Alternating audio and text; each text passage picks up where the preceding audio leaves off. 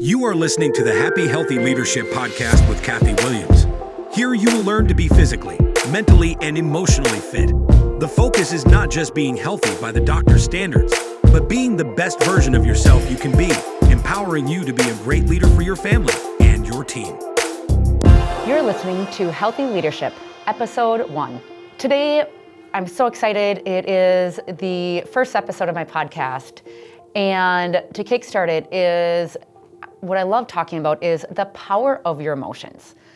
Now, a lot of people find that this can be kind of scary to think about emotions. They think of, kumbaya and touchy-feely things, and they get really scared off.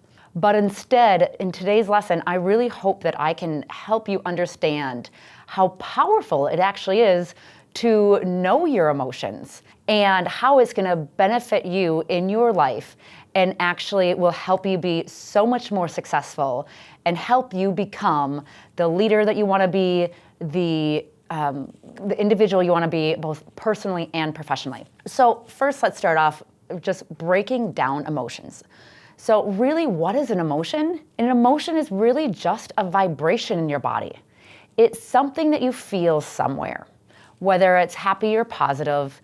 It is something that's a vibration in your body, and that's all it is, if you really think about an emotion. Now, we have, breaking in emotions and more, is we have two sets of emotions. I like to break it down, and you have positive emotions, and you have negative emotions. Now, positive emotions, you think about it, it's a fast-paced vibration. It feels good, and you can think of, you're happy, you're excited, you're in love. All those are emotions that we all want to experience. And if you think about it, every single person, everything we do in life is to have those positive experiences and those positive emotions in life. And then when you look at the flip side of things, those negative emotions is your sadness. It is, fear. It can be disappointment. We have all these different emotions that cause this negative emotion. And you think about negative emotions at that vibration, is they're a little bit more slow. They're a little bit more sludgy, and they don't feel good. Nobody really wants to experience those negative emotions. However, I want to really encourage you that when you feel all of your emotions, you will have a better life experience. So for example, imagine that emotions were like colors. And if all the positive colors were these bright, vibrant colors, and all your negative emotions were your darker colors and your blacks. Imagine going through life and everything you looked at was a bright yellow and a bright orange and a bright this and a bright that. One, it would be really overwhelming. And secondly, those colors eventually, they don't seem so bright anymore.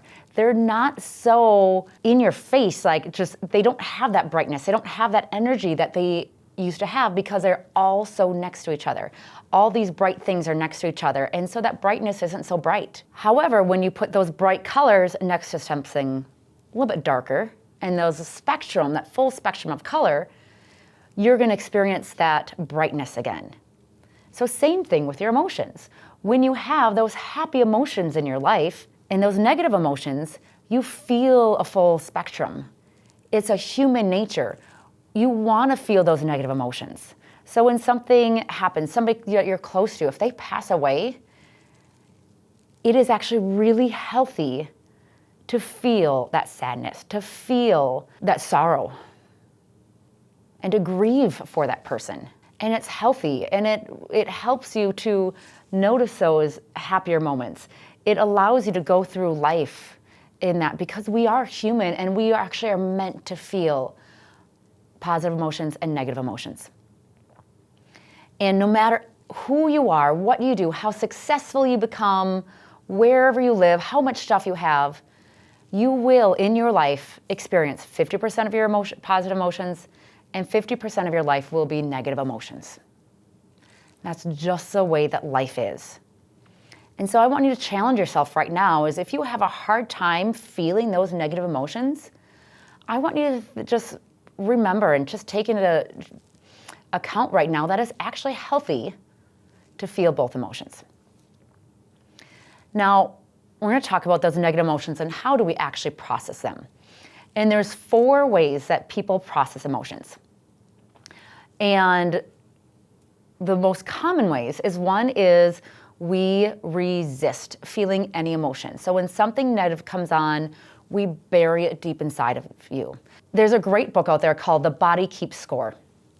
And what the book is about, it is about how when you take negative emotions and we bury it inside of us, your body still feels it and knows what's going on. And if you don't process it, it is going to come out in some other form of sickness. So, I mean, there's studies out there showing stress, for example, that it will actually cause so much stress, physical harm to your body. And then possibly even some other long-term terminal illnesses. Because when you are not mentally processing things, it's gonna affect your body. It affects your system and it is not able to work it properly. So that's resist.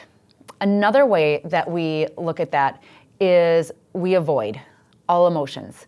And when we avoid these emotions, you do something called buffering. And what I talk about when we buffer is when you don't want to feel this negative emotion, is we start doing something else that gives us that short-term, temporary, feel-good hit of dopamine. And those things could be overeating. It can be over drinking, over shopping, pornography. But it's something else that we go to so we don't have to feel that fear, or we don't have to feel that dislike, whatever you are going through, that negative emotion that you're feeling and you don't want to feel, we go and we run and do other things. Third way is anger, or we react. And I love looking at like a 3-year-old child because it's a perfect example of how we can react to anger. When we don't like something, we might yell, we might pout. It is, we take it out on somebody else in that. I know I've done that myself, and it's like, especially our family members, you think about when you're angry or you don't like feelings, sometimes you treat them the worst because you don't want to feel those emotions. Now, the 4th way is to allow those emotions. Now, how do we allow emotion? Is by starting off and just noticing. You might not even know your emotions yet. A lot of us, when we start off just in this track of knowing your emotions, is we don't even know what those emotions are. We don't feel our emotions. And so you might even start off noticing, I don't like the way I'm acting right now. Why am I yelling? Why am I so upset at something? And you have to really just start allowing yourself to feel, going, okay, what's going on with me right now? And you might start noticing, okay, I don't feel good. This is not a good emotion, it's a bad emotion. That positive and negative. And then I want to challenge you, can you get a little bit deeper? What is that emotion actually? You know, is it disappointment? Is it fear? Is it nervousness? Do you feel hurt? Do you feel like you've been disrespected? All those things, you know, but name that emotion. And there's going to be a big power of knowing it and just allowing it. And that might just be all you need to do right now, is to name it and notice it. And then realize and remember, you know what? It's okay. It's a vibration in my body. And a lot of times we respond to those negative emotions because of our ancestors, that prehistoric time. Back when we used to feel fear, it meant the lion was chasing you and that your life was in danger. But when we feel fear now, our subconscious wants to respond in the same exact way. And what happens is it still wants to run. It wants to protect you because your subconscious is going to do everything it can to keep you feeling loved, safe, and belong. And if there's anything in your life that puts threat to those, your body is naturally, instinctively going to do and try to run and bury so you feel those. That you feel love, you feel safe, and you belong. And when you notice that you are fearful of something or that you have those negative emotions, just notice that you're human and it's your body keeping you safe. And that's where sometimes you need to thank yourself even for keeping you safe, keeping you loved, and that it's there to protect you. So next step is we're going to pull in this theory of where do your emotions actually come from?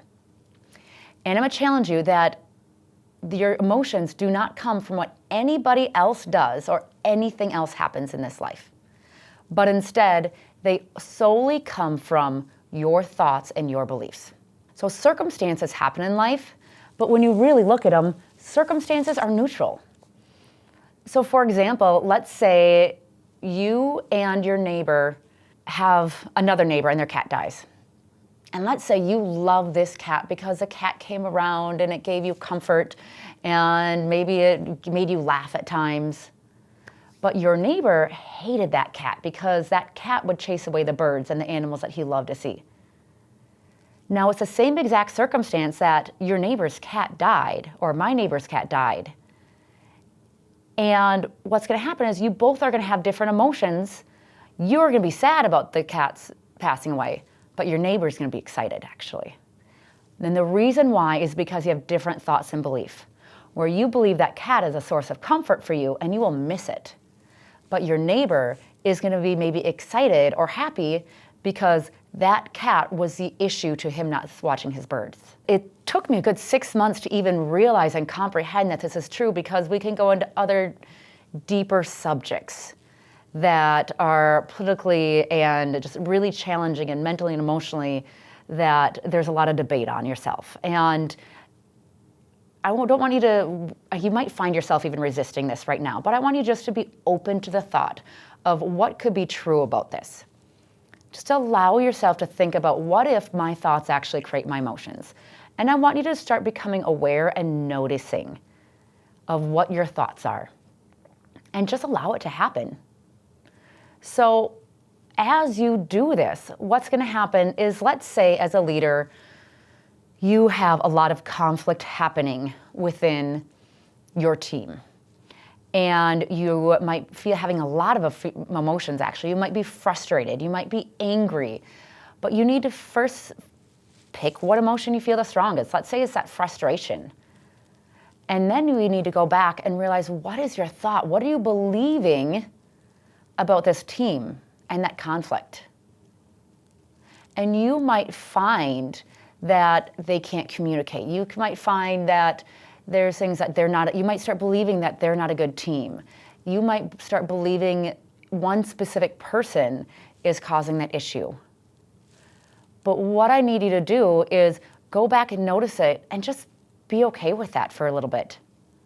And then you get to start asking yourself, well, what is really true about this? And what that emotion will do is it'll start allowing you to processing it and noticing it and start realizing what else could be true about this.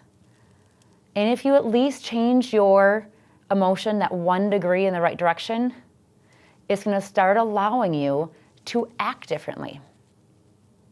So I've talked about your emotions come from your thoughts, and circumstances create those thoughts.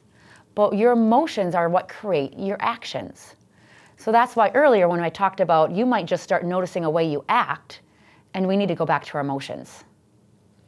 And what you'll notice is when you are in a certain emotional state, you will act differently.